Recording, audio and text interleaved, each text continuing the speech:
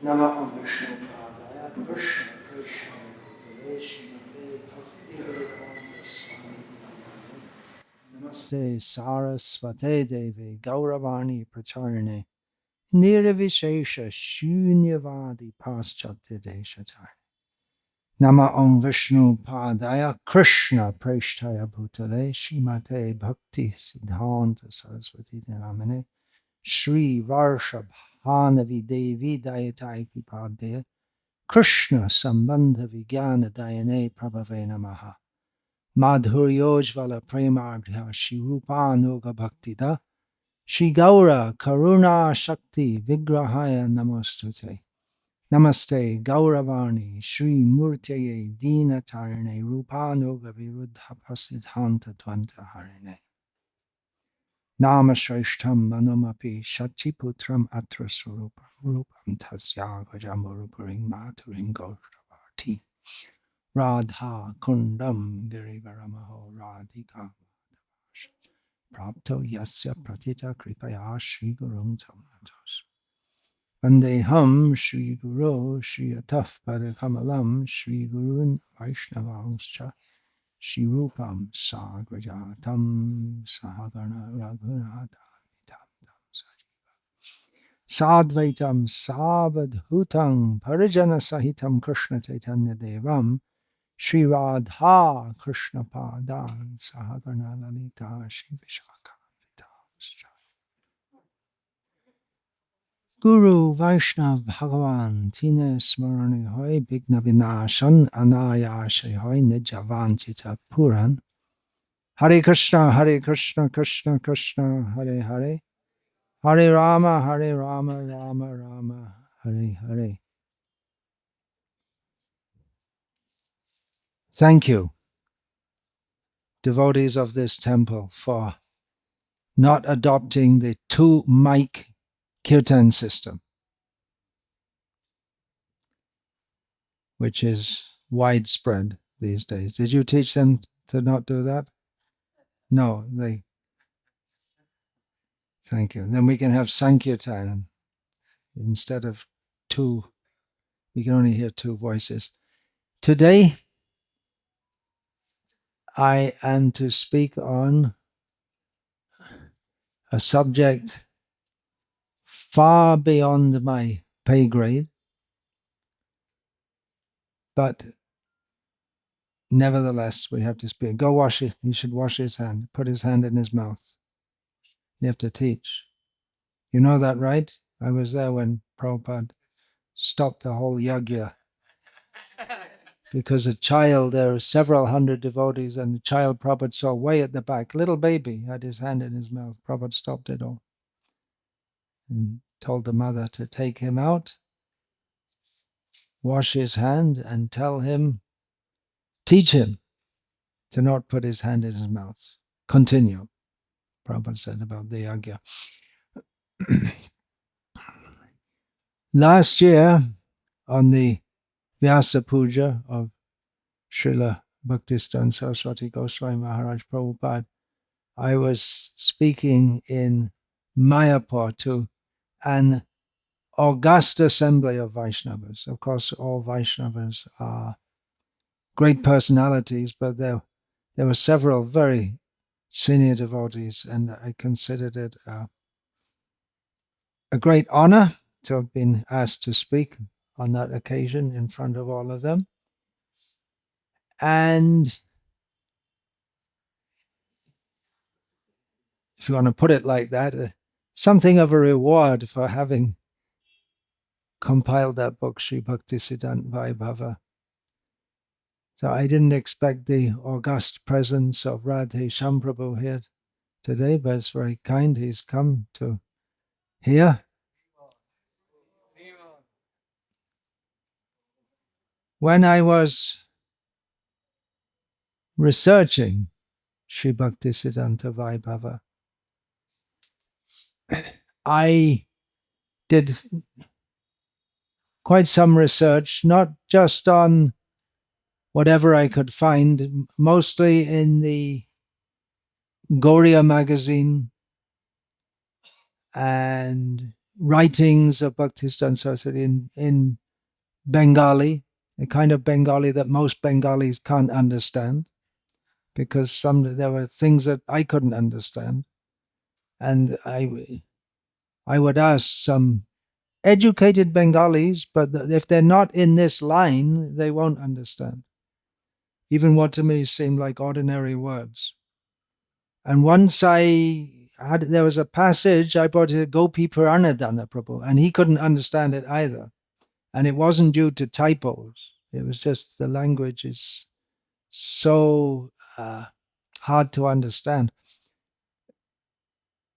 I also, that was a major source of material for me. I also interviewed whatever godbrothers of Srila Prabhupada I could find at that time. Still, there were quite a few present there in the world.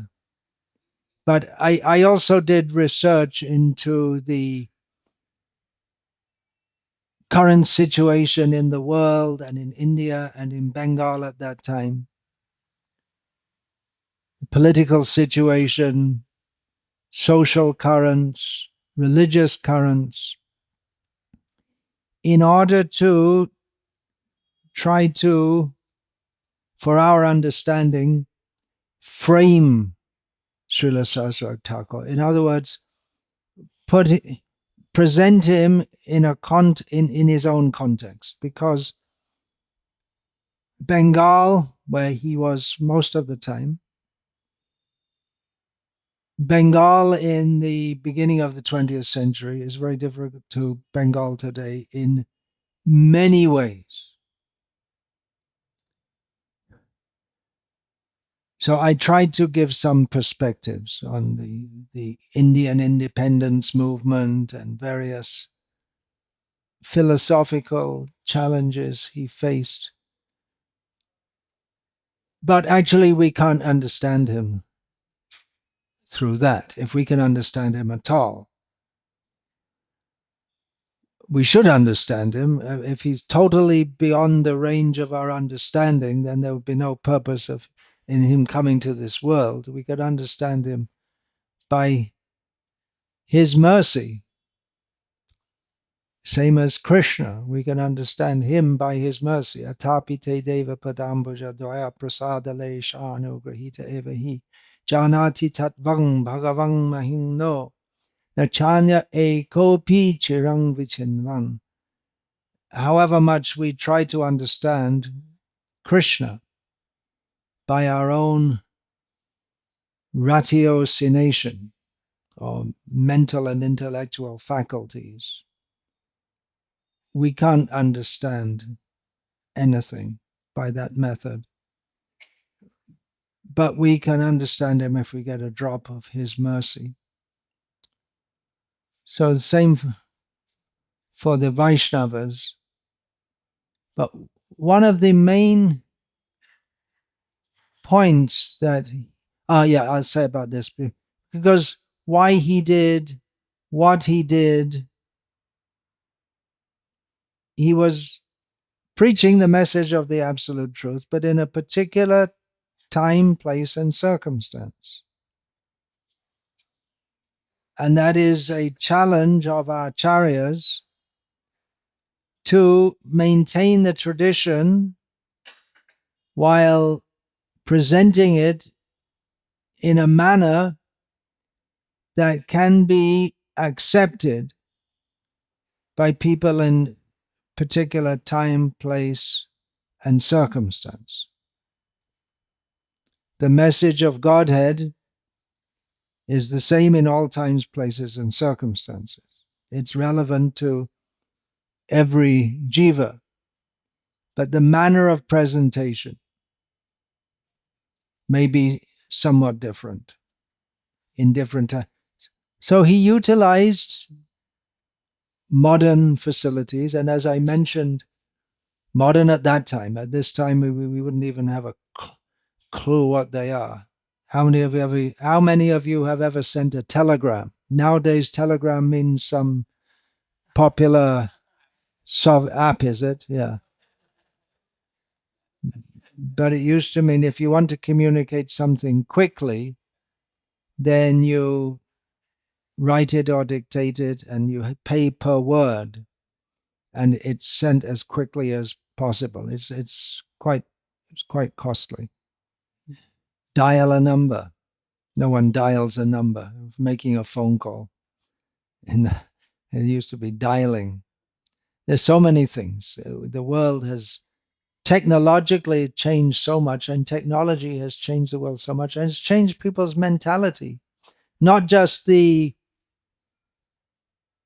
products of the technology, such as Telegram, Instagram, YouTube, various websites. Before that, there were newspapers. But just the fact of using technology has changed people's mentality, and even physically it's changed people, because people are unhealthy physically due to not doing much work and having sedentary occupations. Anyway, there's a huge topic. But to some extent, we have to examine the teachings of Srila Bhaktisiddhanta Saraswati in terms of the time, place, and circumstance in which he appeared. Why did he do this, and that? Why did he utilize modern technology at all, which many purists at the time, if you want to be a sadhu, you don't use things like that. You don't use radio. It's not for sadhus. Nowadays, we see the more well-to-do Babajis in Radha couldn't have air conditioning in their bhajan kutis, which was, of course, air conditioning was unthinkable for anyone. But to have such comforts, and for sadhus, was criticized for using electric fans and so many other things. There was a time in India, well, at that time, there were many people who were against using English. They were against having modern style sugar, or anything which is Western in its origin. Sugar and so many things. Of course, Srila Bhaktisiddhanta Saraswati was raised by Bhaktivinoda Thakur, who is also a product of the modern world very much. If you want to see from the exoteric perspective, Bhaktivinoda Thakur was educated in English, and he had his sons educated in English. The outlook on life was very different. Here we see the men and the women are sitting separately, which is not there in many ISKCON centers in the West, unfortunately. But normal in those days was to not be separate, but they'd be separated by a screen. You wouldn't even see them.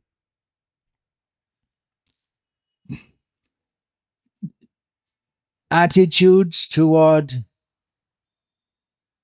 gender and sexuality have changed a lot, but it was already starting in those days. Therefore, one thing I didn't put in Bhaktisiddhanta Vaibhava, maybe if and when I do an update, which I'm thinking of, I'll put that in, that in the Navadvip Dham Pracharani Sabha, which Bhaktivinoda Thakur founded, Siddhanta Saraswati was the secretary. So they put a list of aims and objects that was published in, can't remember, maybe Nadia Prakash. Can't remember where it was published. So there was a list, and the last one was, I'll say it in Bengali, but I can't remember exactly. But there's an important word in there.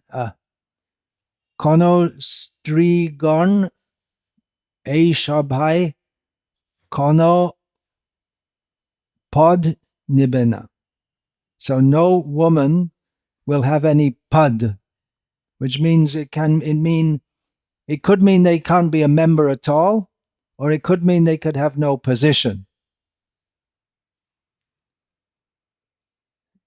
which gives the idea that, yeah, it was definitely already there. There were moves for the education of women, and it was considered a widow remarriage, which actually those two things are not necessarily against Vedic norms, because in some dharma, well, education of women, but that was there in Vedic culture to some extent.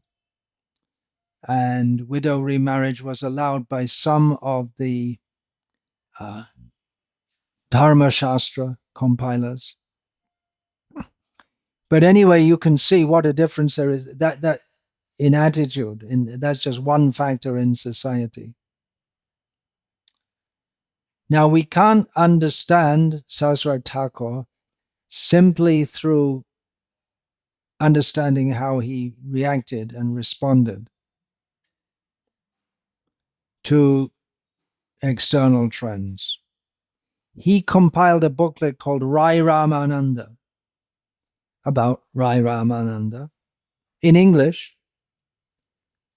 And in the first part of the book, Srila Saraswati Thakur summarized what we know about Rai Ramananda, which is almost wholly from Chaitanya Charitamrita.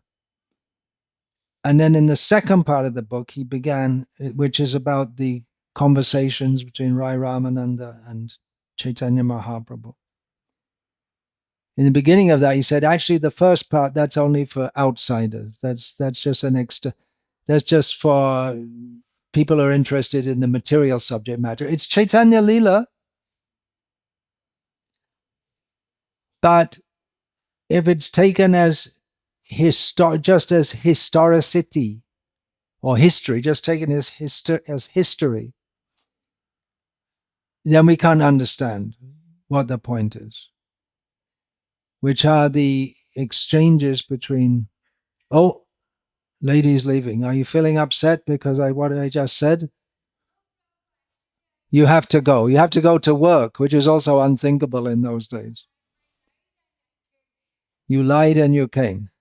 Well, according to Bhaktisiddhanta Sarasvati, that's acceptable. But then you should stay, because there was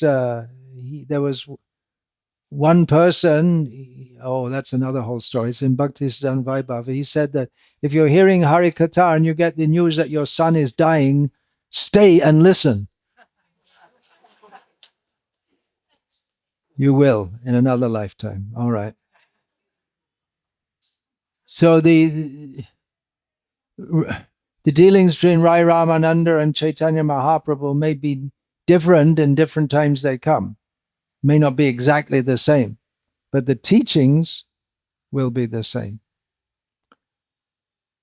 This was a major point in Saraswati Thakur's preaching, what he called morphology and ontology,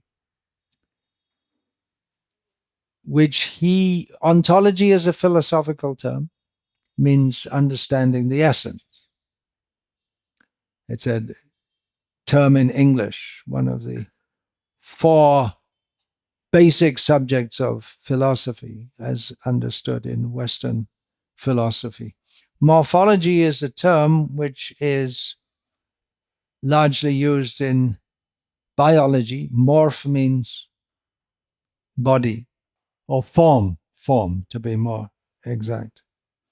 So Saraswati Thakur would say, we're concerned with the ontology and not the morphology. The morphology is the Gauriya Math institution, having an institution, which he never registered, actually. Buildings, magazines,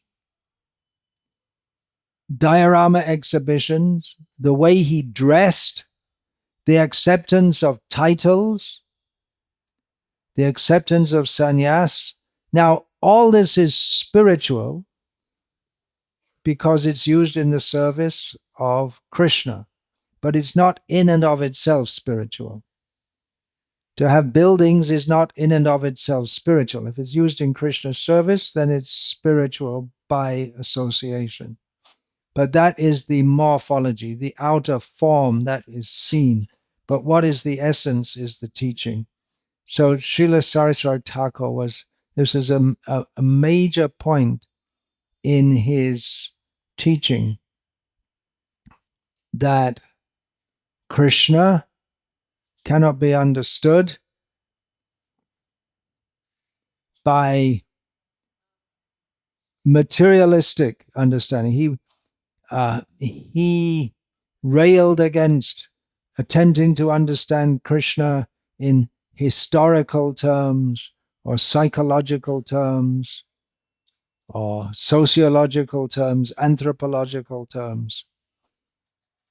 There's a well-known paragraph which he wrote as the first paragraph of his foreword to the English rendition of Sri Brahma Samhita, which I will read, which is relevant in this regard.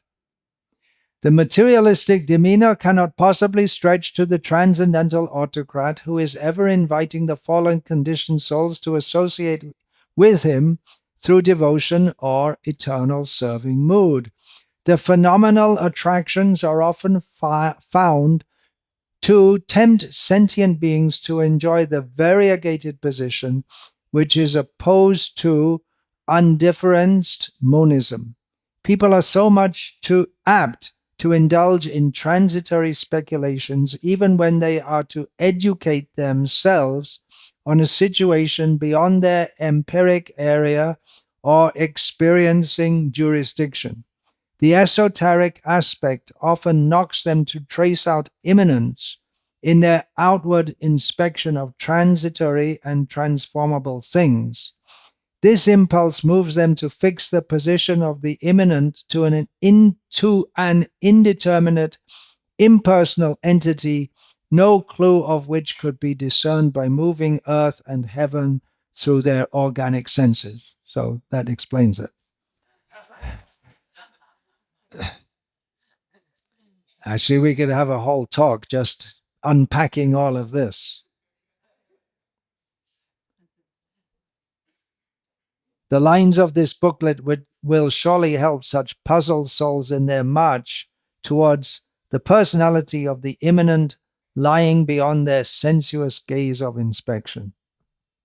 Anyway, the essence of all this is that by our material faculties, we can't understand Krishna, who is spiritual.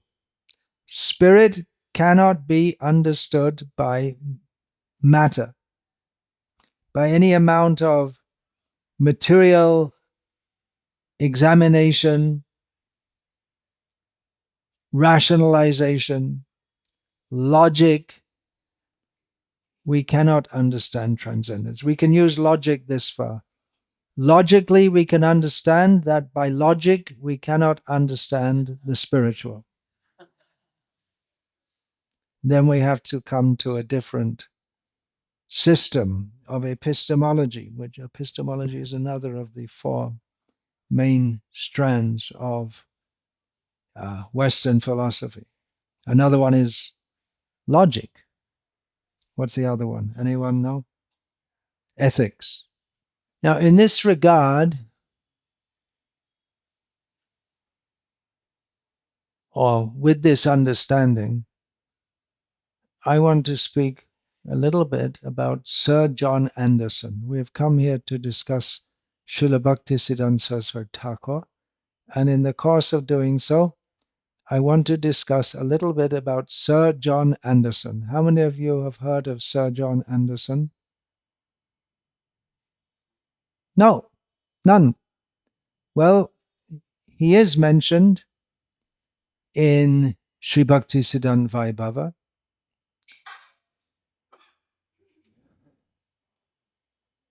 He was an exceptional personality who visited Mayapur. He was the governor of Bengal in the time of the British Raj, and he visited Mayapur.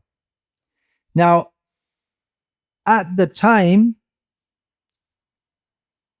which was January 1935, just a little under 2 years before Sarasvati Thakura concluded his pastimes in this world, although no one could have guessed at the time. But at the time, Sir John Anderson was a much bigger figure in the world than Sarasvati Thakura. You have all heard of Bhaktisiddhanta Saraswati. Nowadays, Bhaktisiddhanta Saraswati Thakura is much better known than is Sir John Anderson. Bhaktisiddhanta Saraswati was an important enough figure that Sir John Anderson came to Mayapur at his request. But in terms of worldly importance, Sir John Anderson was much more important, which is why they invited him to come. And again, we're talking about why he did why Saraswati Thakura did what he did. John Anderson he was an exceptional person. Actually, the British Empire was established and functioned due to many, well, one of the main reasons was due to many exceptional people, such the likes of whom I don't know if you can find in Britain today. There was an education system which has much declined. And even when I was going to school, the education was just... But the education system, and this is interesting because Srila Prabhupada said that the Gurukul is meant for producing men of character. So the education system in Britain was aimed at producing men of character who could go around the world and sustain and uphold and maybe even expand the British Empire, with the understanding that we are the most civilized people in the world. We are civilized. And others, if you cross the English Channel to France and Europe, they used to think of, still do, Britain and Europe. And they didn't think of Britain as being part of Europe. Europe's down, not on the same level. And America, uncultured people, the British would think. Of course, there have always been many uncultured people in Britain. It's nothing new.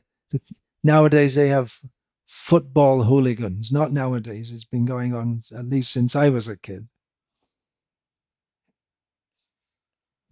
But it's nothing new. They always had such kinds of people in Britain, at least since the Middle Ages.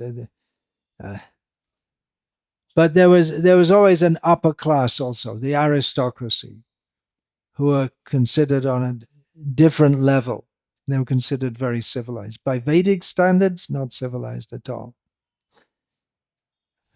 I don't know how far I can get into this, but taking bath was maximum once a week for anyone in Britain, even when I was a child, and it probably still is for many.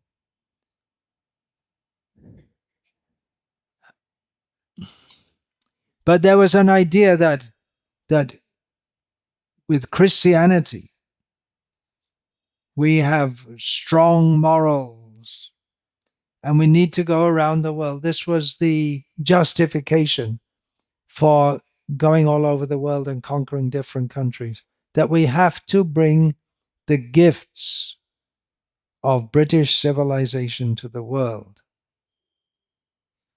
And almost all the British people, it was just accepted, everyone accepted it. The British are a superior race, and we have to bring the gifts to the savages in Africa and Asia, especially. These were the two main loci of the British Empire, although it was spread, in all continents except North America. Well, yeah, Canada, but that would already become. Anyway, let's not get into it. Dominion status. And the Caribbean, which is kind of North America.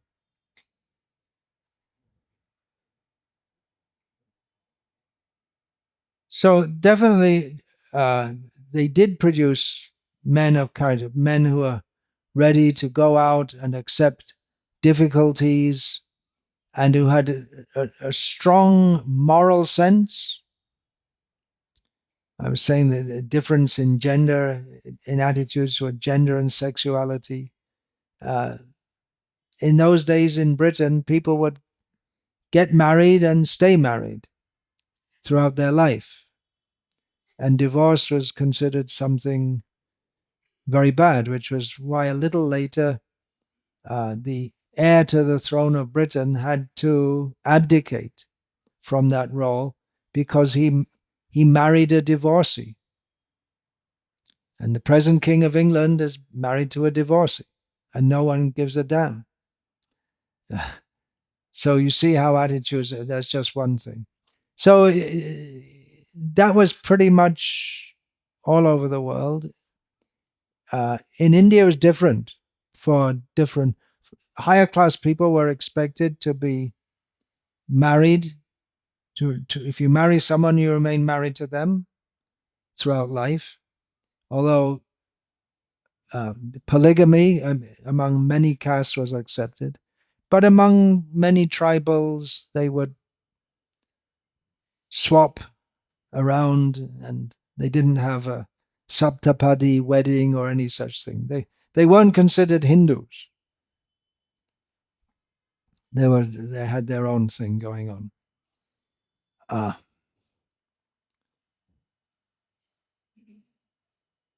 So John Anderson was a product of the British Empire, and he was a very moral, upright man, and as was expected and a condition for being in such a position as the governor of Bengal, he was altruistic in his outlook toward the people of Bengal. He did things to try to improve their condition, as did many of the leaders of the British Empire. Nowadays, we hear of many of the bad things that happened in the British Empire, and there were many bad things. But taking steps to, one of the major things Sir John did was to change the tax system and the distribution of taxes, because the as in India today, a lot of tax from the states goes to the center, which redistributes. So that was to the states. They didn't have states in those days. There were three presidencies, right? There was Calcutta, Madras, Bombay. So governor of Bengal means not just West Bengal as we have it now, and not even just West Bengal and East Bengal, Bangladesh, but also Assam, what's nowadays Assam, Bihar, Jharkhand, Orissa, approximately. Assam and the whole northeast. So not much money was coming back to Bengal, and there was severe problems. So he took steps to reform that, and he was definitely of the outlook that it is the duty of the British rulers to act for the benefit of the Indians, with the understanding that the British are as if appointed by God himself to be the rulers. It is their natural position. And the Indians, they should be subservient. That's their proper position.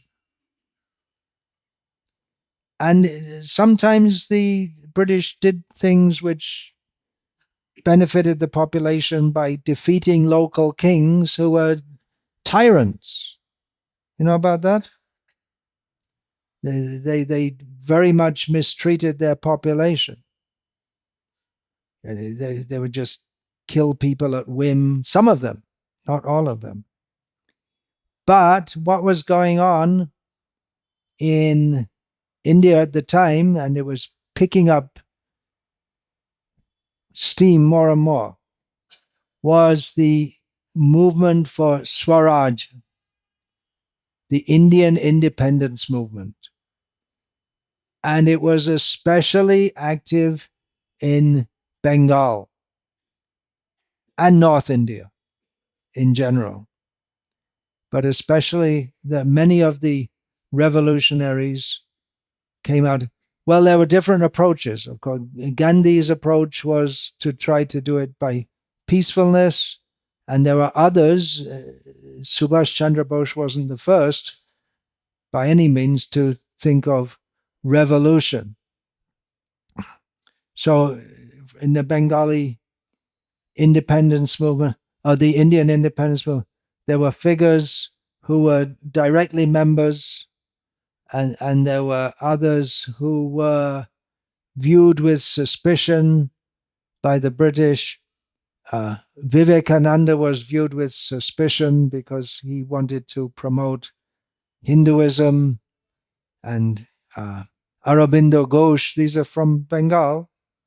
He was a revolutionary, and he ran away to Puducherry, known as Pondicherry, which was a French governed territory.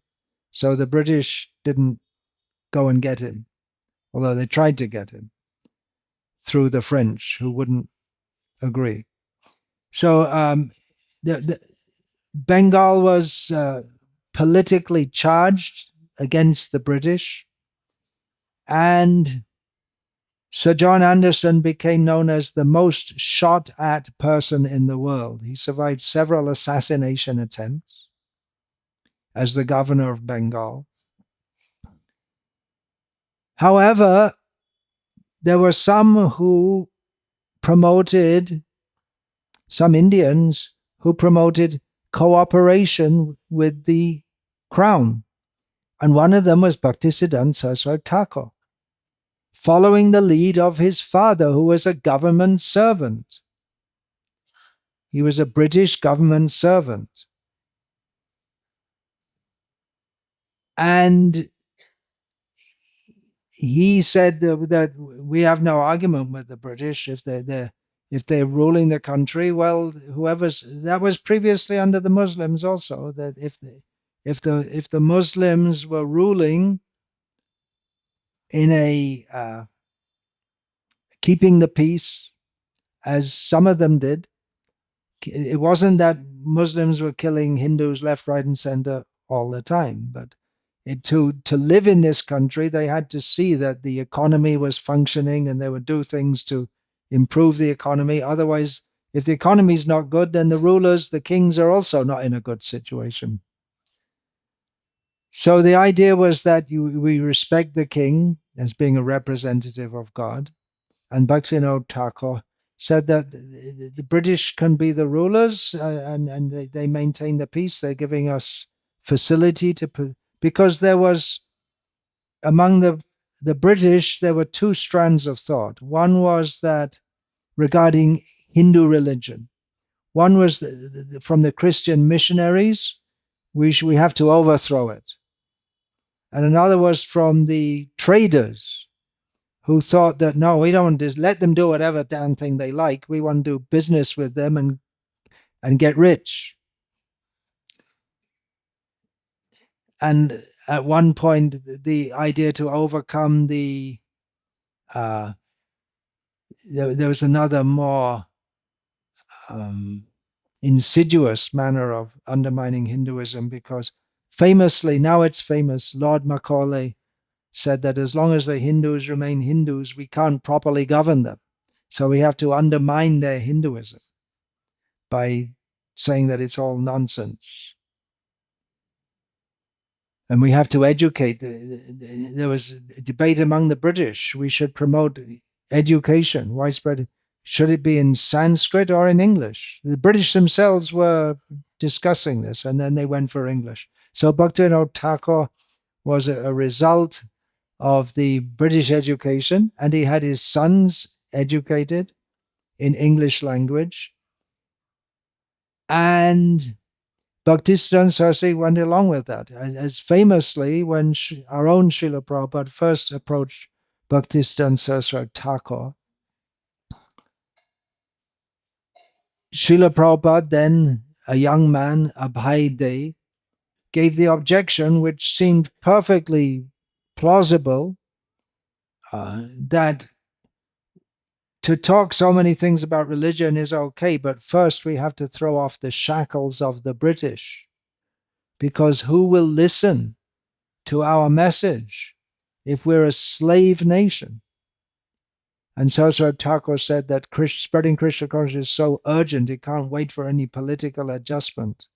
So within the present, or at that time, status quo, Bhaktisiddhanta Saraswati Thakur thought it best to cooperate with the British, because if you get sidelined, then your attention goes away.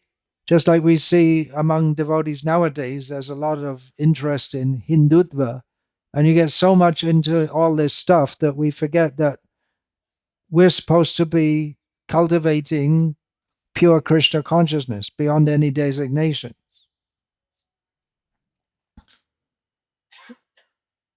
So Saraswati Thakur cooperated. In the beginning of his teachings, the British were suspicious, as they were of anyone who came to prominence, and especially Hindu leaders. Of course, Saraswati Thakur wasn't a Hindu but from the external point of view, he was a Hindu. So they were suspicious, and they would send spies, Indians, because if a British went, no Indian would go to listen to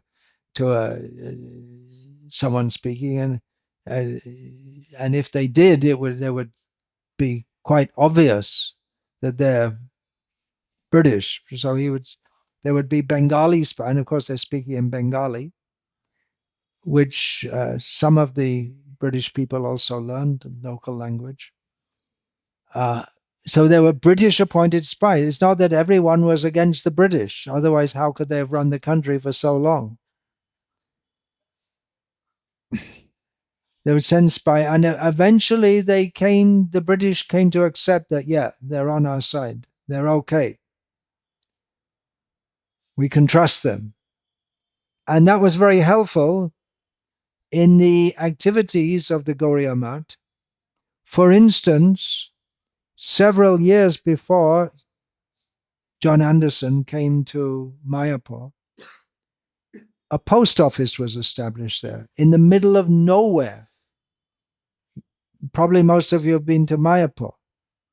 You've seen the Jogapit,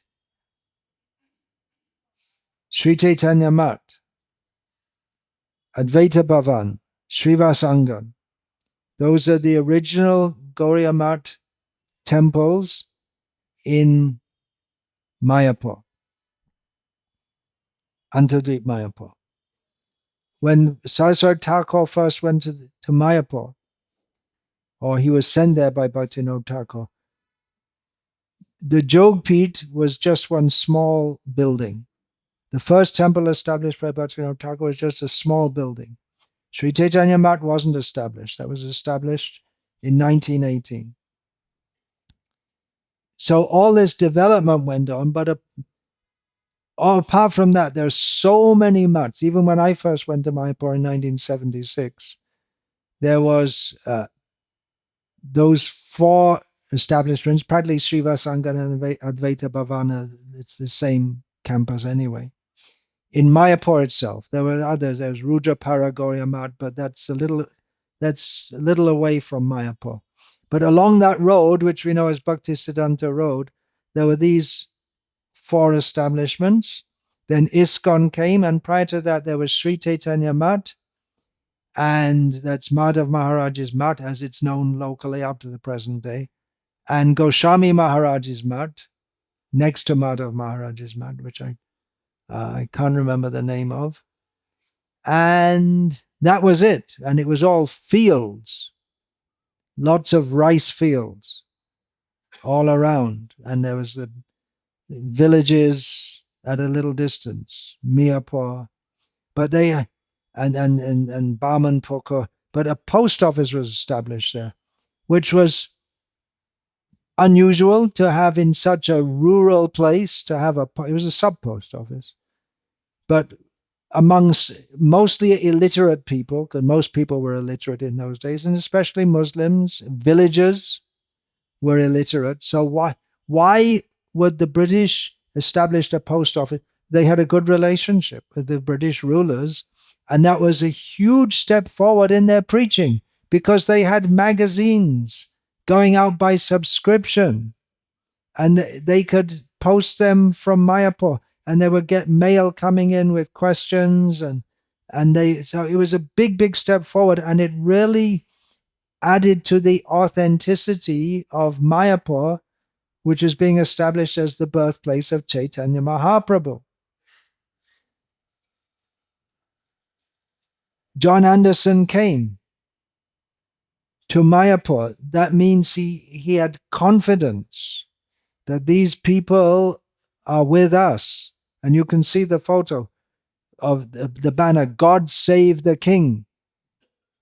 When on the silver jubilee of Pancham George V,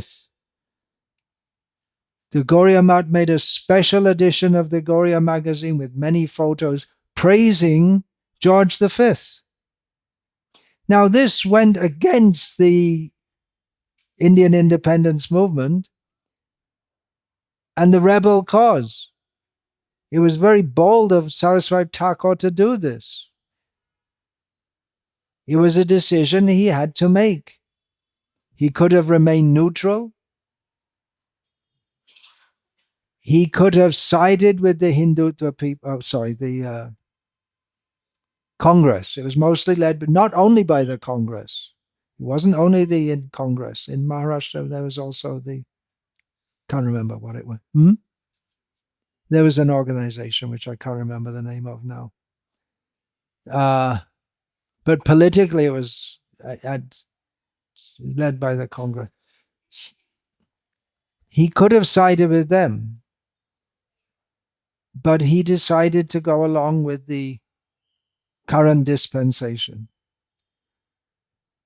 He decided to do it. It's not ontology. It's not an intrinsic part of what he was doing. It's nothing to do with his message. His message wasn't God save the king. His message, well, yeah, I guess you could say that, God save everyone. But his message wasn't British imperialism, but he went along with it and overtly supported it because he saw that was helpful in the Gauriya Math missionary activities. And that was very helpful when they went to the West. He sent devotees to the West. They had a good contact who was previously governor in Bengal, Lord Zetland. They had a good contact there. And he helped to arrange programs, and they were trusted by the British. When they went to Britain, the Gauriya Math emissaries, they were trusted by the British. They didn't have any security checks or any such thing, which they wouldn't have been allowed to operate at all if it was considered that they were coming to England to foment trouble. So it was a policy he undertook.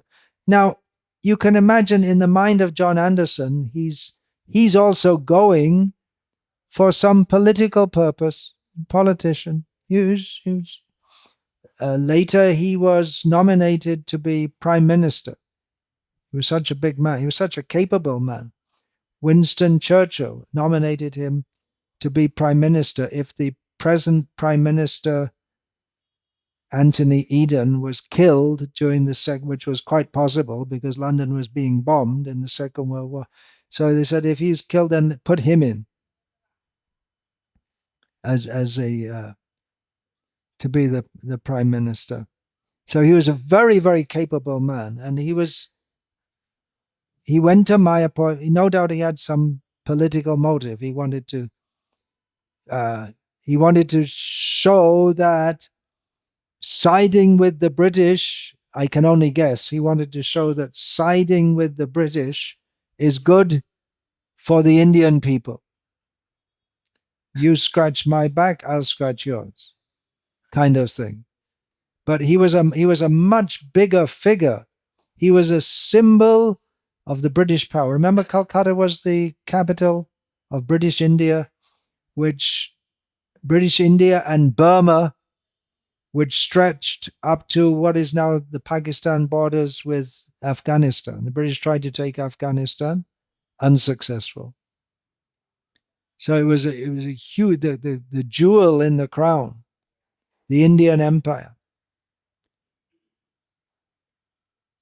So he went there for his purpose with the idea that, yes, we should be kind, we should be helpful to our loyal subjects, thinking himself in a morally and politically superior position, but without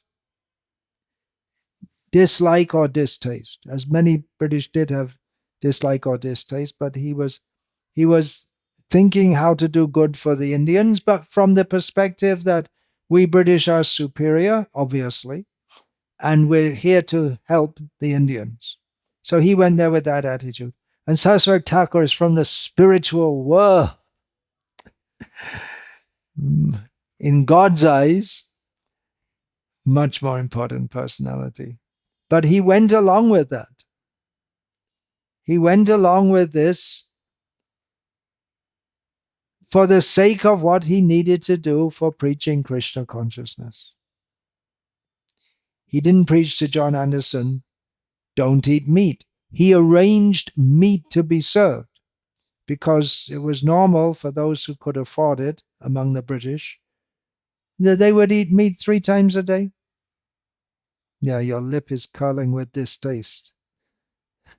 Smarti mukha vikara, sushtu nishtivananch. Lip is curling with distaste. But he arranged for that because he wasn't trying to make John Anderson into a Hindu or a Vaishnava or even a vegetarian. He did great benefit to John Anderson by engaging him in Krishna's service and by bringing him to Mayapur. So that's just one perspective. I've given a lot. I was saying the ontology is more important than the morphology, but I've given a lot of morphology today. And at the end, come to the ontology. Why he did what he did. Many people couldn't understand. Bhakti Rakshak Srila Maharaj, he said that, well, if we serve meat, that will not look good. There's not. How can we serve meat in Mayapur? How can we serve meat anywhere? Not that the devotees were serving him meat. They arranged with a Calcutta hotel. Bhaktisiddhanta Thakur says, I've been planning this for thousands of births. What do you say in reply to that?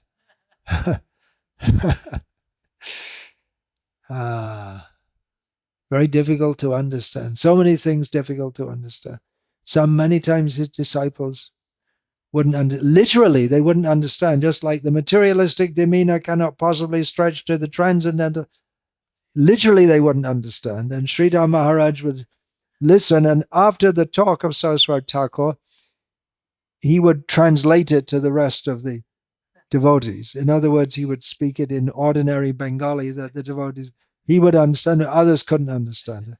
But other things also, Sridhar Maharaj was also deputed by other of his godbrothers to complain to Saraswati Thakur that one of the leading administrators is in the Gauriya Math is stealing money, large amounts of money.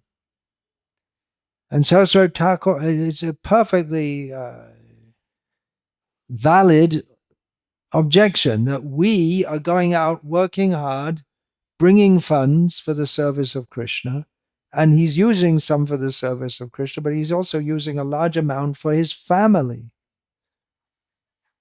surreptitiously. And Saraswati Thakur rejected. He was angry with Sridhar Maharaj. Why? Why are you bringing this objection? He's an expert manager.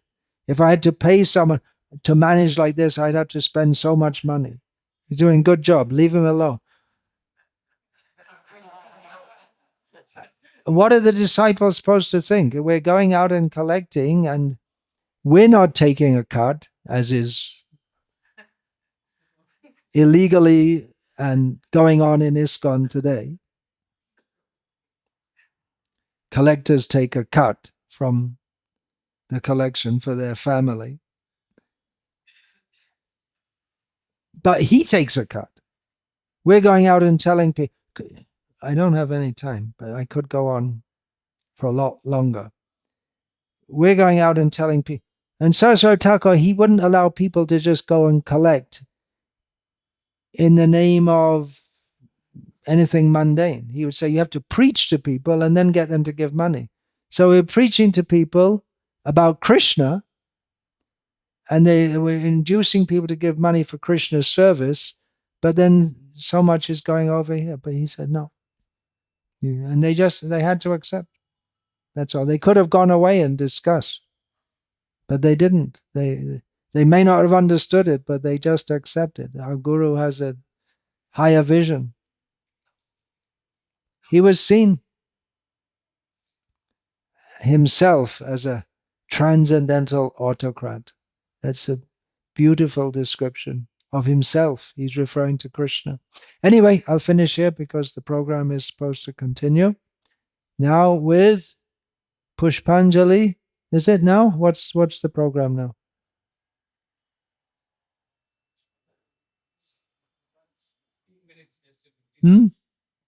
It's under preparation still.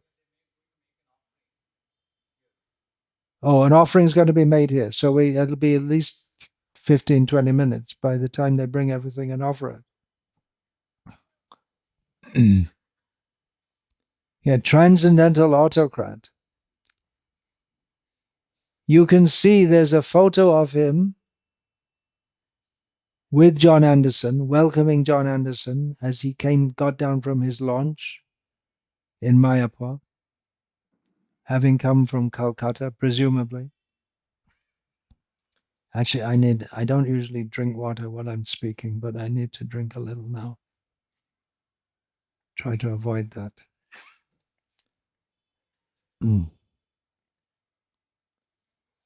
And Saraswati Thakur is dressed in a very unusual style because it's a mixture of Indian sannyasi cloth with a kurta, which traditionally sewn cloth sannyasis don't wear.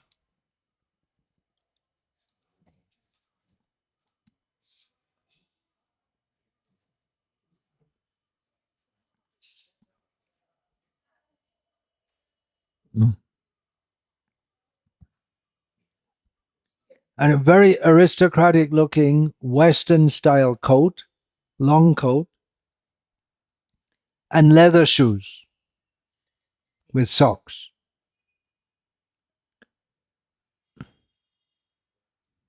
I don't think there were any other kind of shoes in those days, only leather.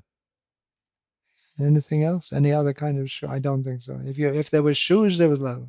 Even when I first went to Calcutta in 1976, most of the people walking in the streets were barefoot. They didn't have shoes. The economic condition of Calcutta was very bad at the time. And that's another whole history with refugees from Bangladesh and this and that. Wearing socks is completely Western. Shoes, that's there in Indian culture, but not much. Only certain people wear socks, not at all. Not there, but he would wear it. So it's a mixture, not all the time, but especially for important functions like this.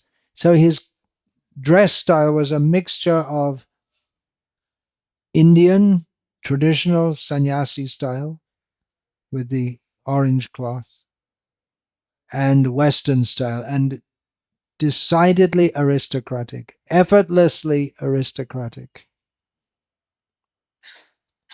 You can see by the way he's working, gracefully aristocratic, and the slight smile on his face. He's very happy to have brought the governor here to Mayapur. And he has his reasons, which even if he tried to explain them to the governor could not understand at all. He was happy seeing this as an important step for the Gaudiya Math. So look of satisfaction on his face that it's come to this.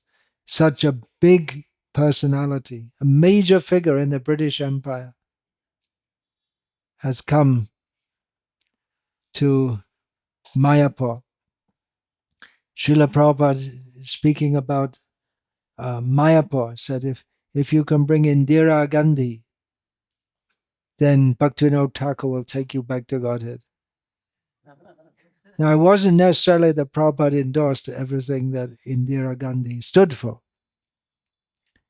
but she was the Prime Minister of India, a very important figure. So you can see it's the same kind of understanding.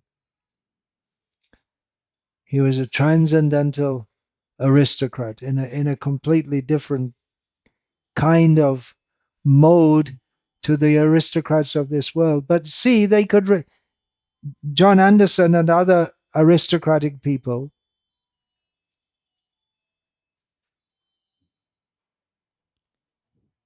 could relate to Saraswati Thakur.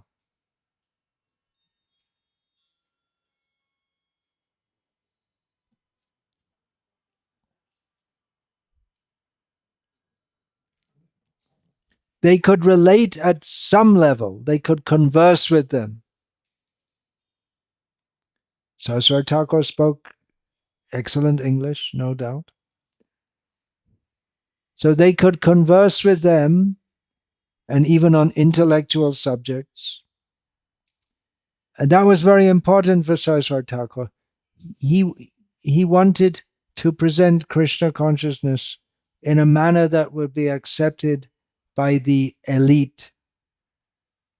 If he had followed literally the example of his own Guru Maharaj, Gaur Kishore Das Babaji Maharaj, there's no way he could have established the Gaudiya Math. One thing that Gaur Kishore Das Babaji Maharaj was a recluse. He didn't even like to have people around him. And he demanded a very high standard immediately. If you want to be around me, then be like me, and not just in imitation. Practically, you have to be a Paramahamsa to be with Gaur Kishore Das Babaji Maharaj. He wouldn't accept anything less than that. But Saraswati Thakur made arrangements so that people could follow the process of Vaidhi Bhakti, aiming at Raganuga Bhakti, aiming at Gokul Vrindavan, Golok Vrindavan. He made a process by which people could come with their anarthas and become purified. Saraswati Thakura, if he had gone dressed as about like Gandhi, he dressed in the style of cloth that a sadhu or even many ordinary grihastas at the time were dressed like that, the way Gandhi dressed. Decidedly Indian style. But people, the Westerners, listened to Gandhi because he had galvanized the Indian public against the Britishers, because of the power that he wielded and the threat he yielded to them. But if it was anyone dressed like that, they wouldn't normally take seriously.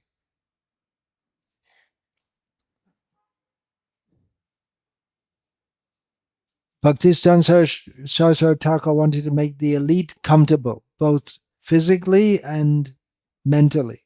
So physically, he arranged morphology. He arranged big temples for people. Actually, now if we see in terms of ISKCON, the Gaudiya Math temples are not very big. But he arranged, and then the facilities, he would give them wooden chairs, Western-style wooden chairs to sit on in the temple. That's also unheard of. Nowadays, it's normal to have chairs in the temple. Otherwise, that was not allowed.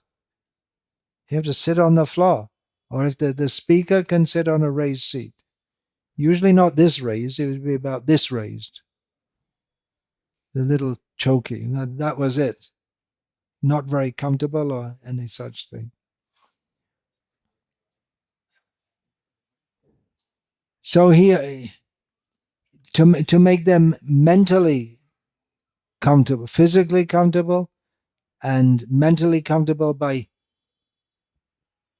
acting as an aristocrat, in the sense that the same kind of manners and mannerisms, he acted as, he was a cultured person. He was raised like that in the Bengali Bhadralok. They were called Bhadralok, the gentle people, the middle class Bengalis, more cultured and educated, moral, intellectual,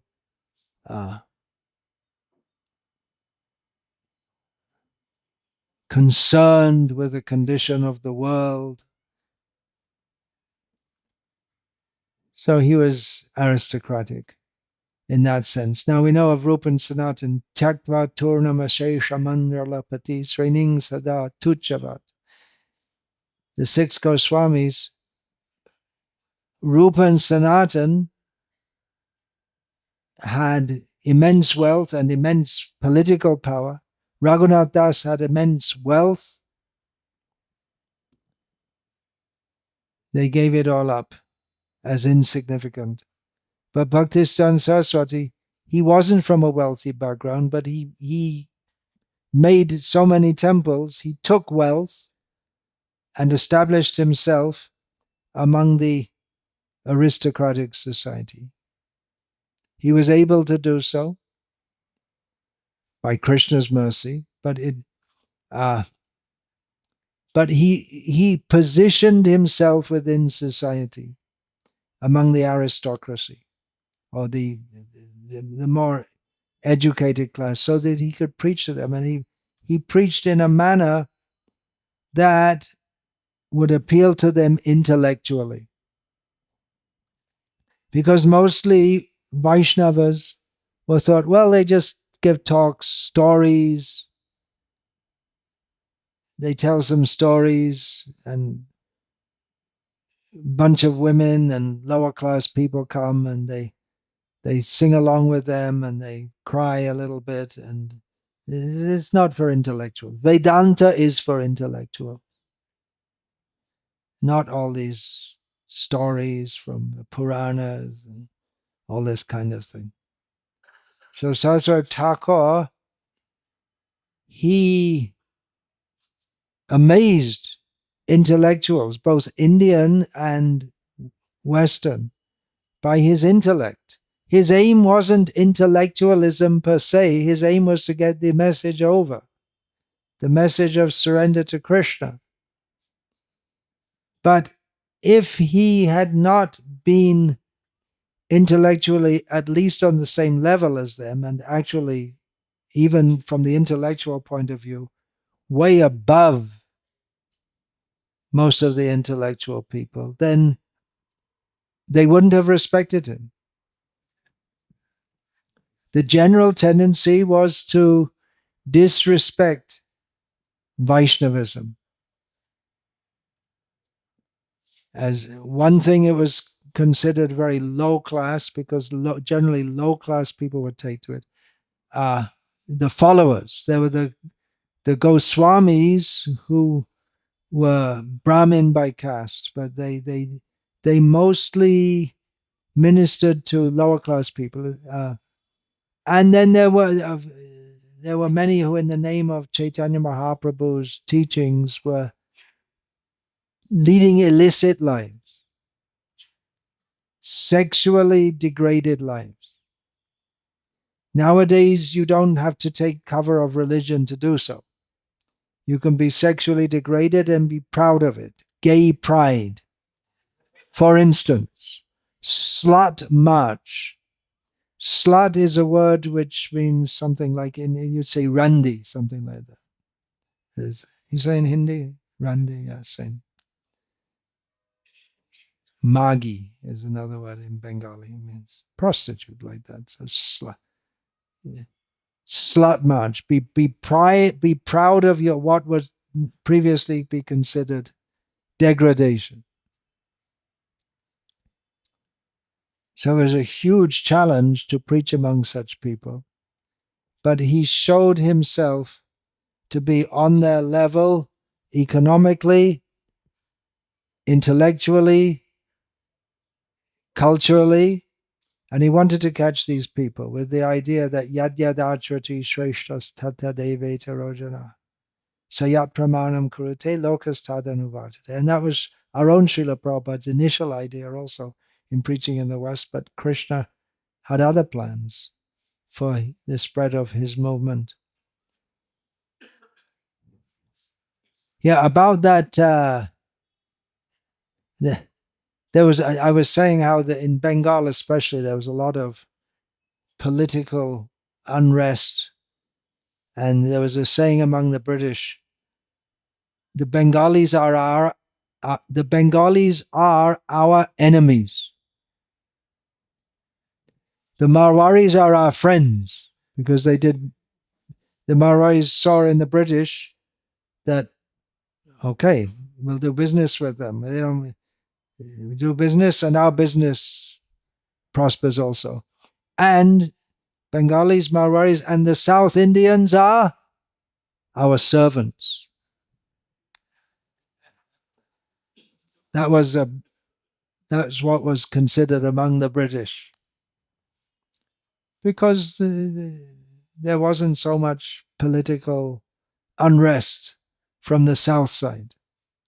They tended to be quite docile and cooperative. So Saraswati Thakur was an exception among prominent Bengalis in as much as he cooperated with the British. Well, there were others also. The Tagore family was very prominent, and they also they didn't have, anyway, that's a whole big thing. I don't want to get too much into that. I don't speak about them too much, but yeah, they were also willing to go along with the current dispensation at that time. Things changed a lot.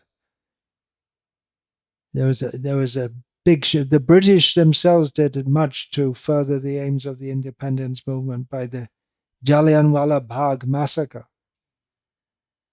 in which it was thought that, well, peaceful means aren't going to work.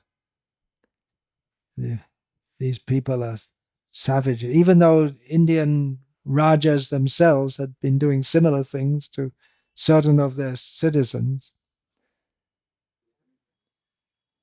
Vanchakalpatarubhyascha kripa sindhubhya vacha patitanam pavanebhyo vaishnavebhyo namo namaha. Dante nitaya churnakang padiyo nipata kritvacha karkushatam etadaham bravimi. Hey, sadhava sakaleva vihaya doranga chandra charane gurutanura.